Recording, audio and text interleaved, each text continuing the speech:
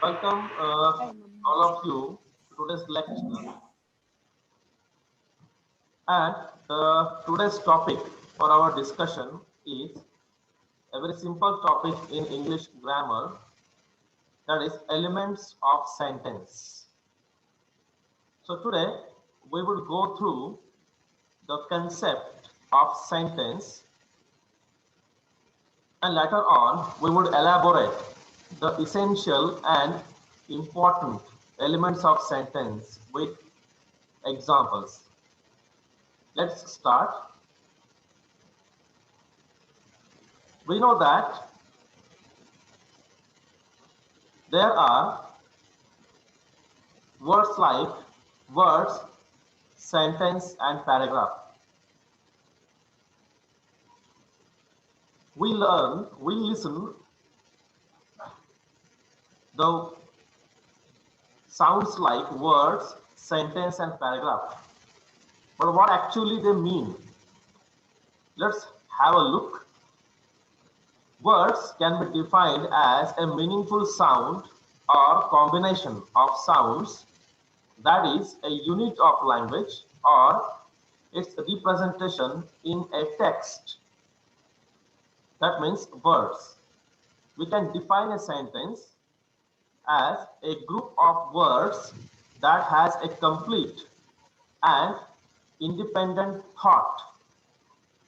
We can define a paragraph as a group of related sentences that expresses one single idea or main topic. So there's a difference between words, sentence, and also paragraph. Paragraph. So our main focus is sentence. So what sentence means? We listen many times the word sentence. Let's define sentence in the simplest way. A sentence is a group of words that expresses a complete idea. See, in this definition, the words a complete idea are very important.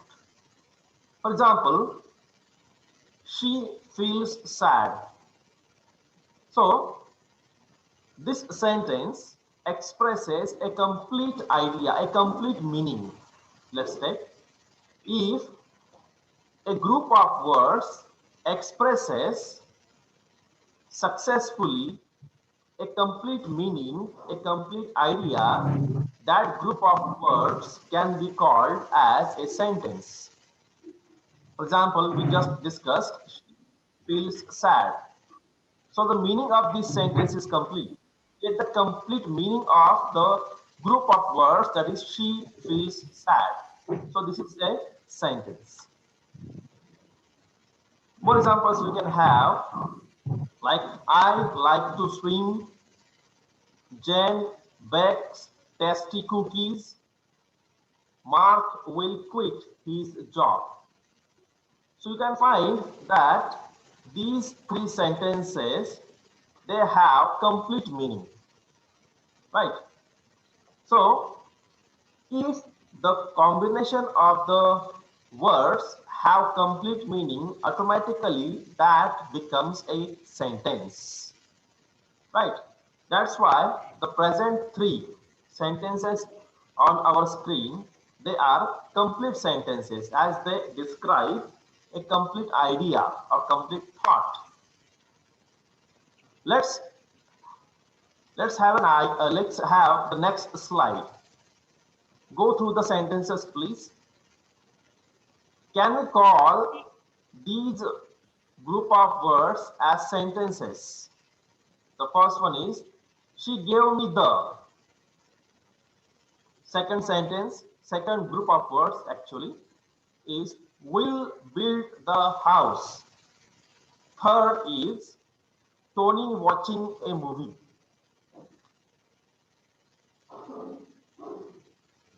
Yes, we can say that These are not complete sentences because they don't express a complete idea. So they are just a group of words without any complete meaning. So they are not the sentences. A sentence can express what?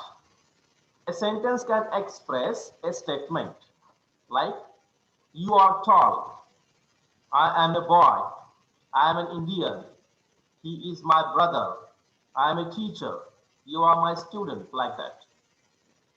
Or a sentence can express a question like, are you tall? Are you an Indian? Like that. A sentence can express an order, some command like, be tall, sit down, come here, get out, like that. A sentence can express a wish like, I wish I were taller. So a sentence can express these possibilities.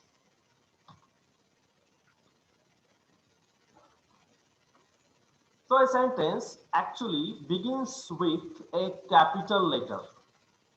A capital letter. The first letter of a sentence is always capital, right? So you are tall. See, the letter Y in blue color is capital. But if you do not write that Y in capital case, that would be incorrect.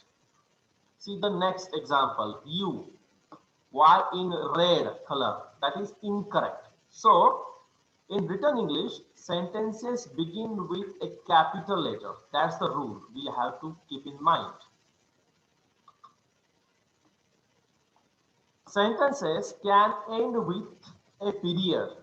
It means a full stop, a question mark, or an exclamation point, or an ellipsis.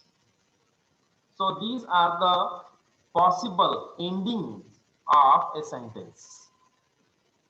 See the first example, you are tall. It ends with a full stop. Full stop. But if you put a comma over there, then that sentence is not complete. Right? So you have to put a full stop, you have to put a question mark, you have to put an exclamation mark for that reason. So let's focus on our main topic, that is the parts of sentence. Before going to begin, why should we know the parts of a sentence? What is the reason? The point is that once you know the parts of a sentence and how to combine them, you can form logical sentences that will be Logical sentence. well understood by others. So the art of logical connection among the words is essential for construction of sentences. We find it difficult to construct sentences in English because we do not know the proper order, how to put the words in proper order, right? So this topic will enable you to learn how to combine logical words into proper order to frame a complete sentence. So people usually prefer working with other people they can easily understood. So this is a very important quality to have for the workplace. So not mention any other situation that involves other people. So once you master the parts of a sentence, you can easily understand other people's sentences. So it is a very important issue in a communication. So go ahead and learn the English parts of a sentence. That's our today's lesson, right? So understand the parts of sentence, how to combine each words, right? Like that. So let's begin. Parts of sentence. Which are the parts of a sentence? And we have been learning this topic since our high school. But still, the topic creates some problems in our writing, in our daily communication. So sentence, as we know that a group of words which expresses a complete idea means a sentence. A sentence may be made of 5 different elements. The elements are like subjects, verbs, objects, complements, and adverbial. For example, the shortest sentence consists subject and verb. He smiles. See, below the word he, there is S. That S indicates subject. Smiles. Below smiles, there is a letter V. It indicates verb. So a sentence is made of some elements like subjects, verbs, objects, complements, and adverbial. We will try to understand these elements of sentence one by one. So let's begin. The subject is the person or thing about which something is being stated. For example, Joe is a good boy. Who is a good boy? Joe is. So Joe is the subject. Subject. We can have a simple definition of subject is the person who does something in that sentence is subject. Right? That is, we Yes. can call it karta in Marathi. That is subject. So the subject is the word or group of words. A single word can be a subject or a group of words can be a subject, which tells who or what the sub-sentence is about or what or who does the action is the subject. The subject could be considered as simple, compound, or complete subject. So there are some types of subject. First is simple subjects. See, the simple subject is the main word or words in the complete subject. For example, a lovely boy is playing with his mother. A new generation tablet was launched yesterday. See, the bold letters, bold words are subjects. The word boy in the first sentence is subject. The word tablet in the second sentence is subject. So a subject means a group or group of words which tells who is the next type is compound subjects. What happens? A compound subject contains 2 or more subjects that have the same verb, right? So single verb is shared by 2 or more subjects. See, this is the last slide. In this slide, the subject is the single one, that is a boy and the tablet, right? And Yes. here in compound subject, we have 2 subjects, right? See, for example, a lovely boy and his mother are in the house, right? So, 2 subjects are boy and his mother, right? Rohit and Mahesh are watching the film, for example.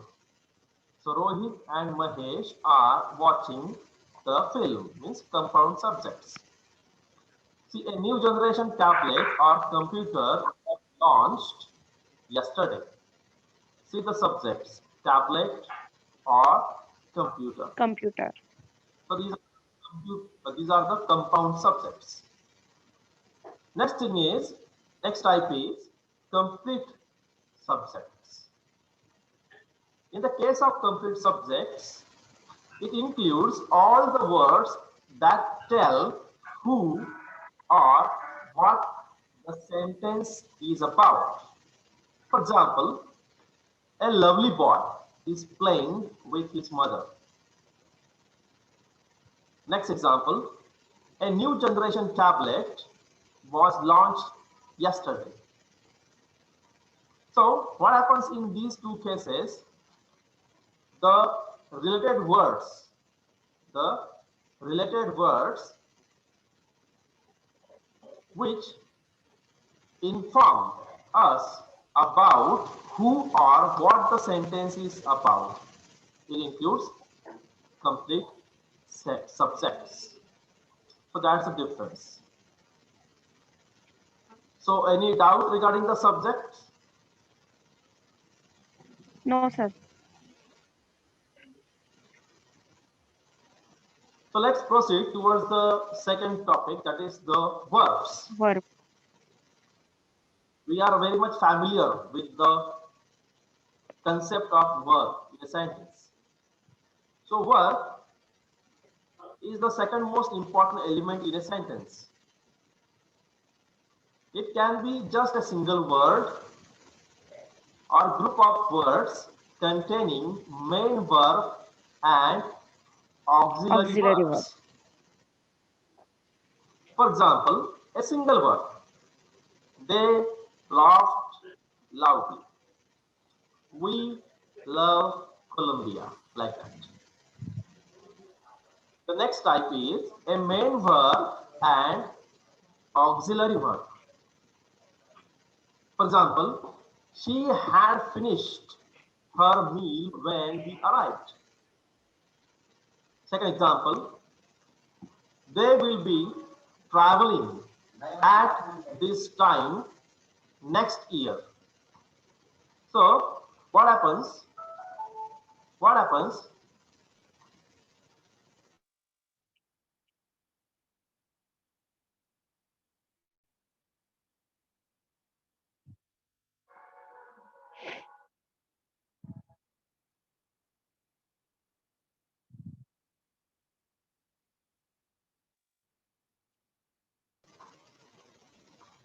So a main verb. See, finished is a main verb in the first sentence. Traveling is the main verb in the second sentence. It is associated with the auxiliary verb. Here auxiliary means helping verb, right? So will be the auxiliary verb. Had is the auxiliary verb. They are the second verb, or let's say the helping verbs over here. So a verb can be a single word like laughed, like loved, like kicked, like smiled, like walked, like writing, like wrote, or a main verb with auxiliary verb like had finished, will be traveling, have been coming, will be giving, like that. So object. I hope that the concept of verb is clear to you, is it? Yes, sir. The next thing is object. The object is a word or group of words which receives the action from the verbs, which receives the actions. In Marathi, we call it as karma, right? The subject is karta in Marathi and object is karma in Marathi grammar, right? Same is the case with the English also. So object is a word or group of words which receives the action, receives from the verbs. And there are three types of objects. For example, direct object, indirect object, and object of preposition. So direct object. The direct object receives the action from the verb. It stands after a transitive verb, a verb that needs an object. For example, a boy is playing football. In this sentence, a boy is the subject, right? And the object is football. And as we know, playing is a verb, right? So we can say that there are two subjects in the present sentence, that is, a boy is playing football.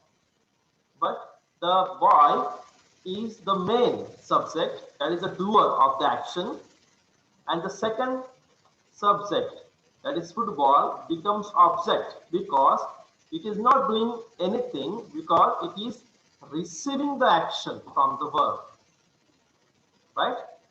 So it is receiving the action of playing from the boy. The second sentence is, we planted a tree.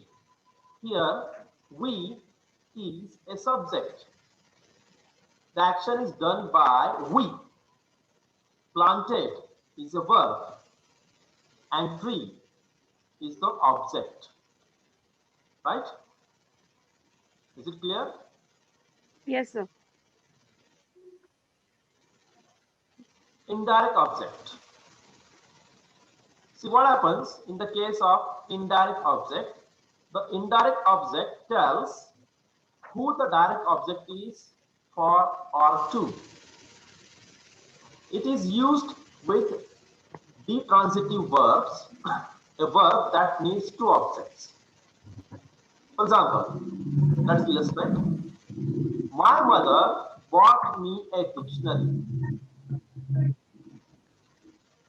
See, my mother in the present sentence is the subject. Action is done by my mother. Bought is a verb. See, the word me. Here me is indirect object. A dictionary, right? So we have three subjects over here. First is my mother, second is me, and third is dictionary. But the grammar gives different tags, different titles to these three subjects. The main subject becomes my mother because it does the action. The second subject receives the action, that is me, and we have the third object, that is a dictionary. The second example is, we sent our boss a report, right? So we is the subject, our boss, again indirect object, right? So we have the next type of object is object of prepositions. In this case, the object of preposition stands after a preposition such as at, on, in, for, etc. For example, they are good at maths. I left my book on the table. See the bold words, that is math on the table. These are the object of prepositions. Preposition. So these objects are attached with prepositions like at, on, in, for, and many more. Right? Is it clear then? Yes, sir. The next important thing is complements. Complement is a word or group of words which completes the meaning of a subject or object. It gives extra information. There are two types of complement, that is subject complement and object complement.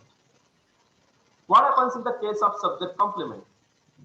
The subject complements complete the meaning of the subject. They normally stand after linking verbs. For example, Bhuta is a businessman. The word businessman gives information about the subject, that is Bhuta. That's why it is a subject complement. The photograph looks nice. The word nice gives compliments, means gives more information about the subject, that is the photograph. How the photograph is nice. That's why it is a subject complement. Right? Then the object complement. What happens in the case of object complement? The complete meaning of the objects are offered. They normally stand after direct objects. He appointed her secretary. He appointed her secretary. So secretary is object complement. Who is she? Secretary. We find the food disgusting. Here, the word disgusting is an object complement.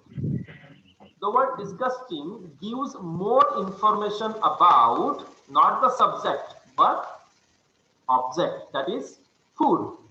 Food is the object in the sentence. Right?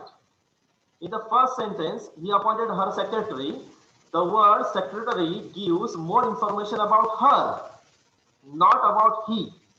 That's why it is object complement. Right? Is it clear then? Yes, sir. The next type is adverbials. So adverbial is a word or group of words which is used as an adverb in a sentence. As you know that the adverbial could be the adverb phrase or prepositional phrase. Right? For example, I get up early. How the action is done, that means adverbial. How the action, the way of doing the action means adverbial. Generally, it comes at the end of a sentence. So I get up early. Early is adverbial. He has gone home. Adverb of place. We will meet tomorrow. Adverb of time. He drives carefully. The action of driving is done carefully. Right? So more information about the action means adverbial. So an adverb phrase, for example, is they worked very hard. She came a bit late. They lived very far. He acted so carelessly. So how action is done? That is informed by the adverbials. A prepositional phrase used. For example, they are at a hotel. At a hotel. I'm going to the bank. To the bank. Adverb of place. Right. He wrote with red pen. We will talk after lunch time. Adverbial can be a single word. He sings the song nicely. Here the adverb is nicely. And a single word adverbial generally takes ly suffix. Nicely, sharply, slowly, fastly, right? Shabbily, cleanly. So these are the adverbials. So thank you for your kind attention. Today's lecture we try to understood the concept of sentence and later on we elaborated the types of the elements or let's say the part of sentences.